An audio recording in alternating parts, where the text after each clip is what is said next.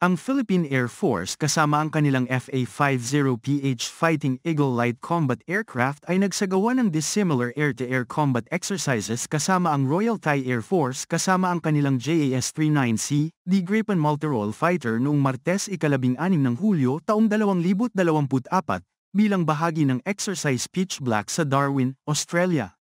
Ito ay magbibigay daan sa PAF na masuri ang mga kakayahan nito sa iba't ibang fighter aircraft, sa kasong ito ang mas may kakayahang JAS-39C, D Gripen.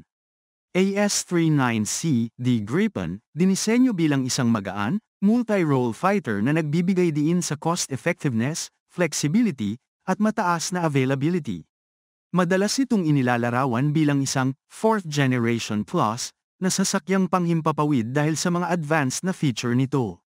FA-50PH Fighting Eagle nagmula sa F-16 Fighting Falcon. Ang FA-50PH ay isang light fighter na may pagtuon sa air superiority at close air support.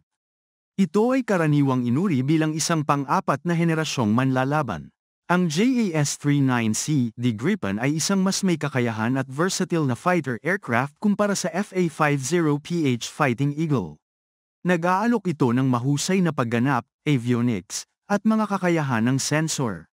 Gayunpaman, ang FA-50PH ay isang mas abot-kayang opsyon na may malakas na track record. Ang pagpili sa pagitan ng dalawang sasakyang panghimpapawid ay nakasalalay sa mga partikular na pangangailangan at budget ng bansang kumukuha.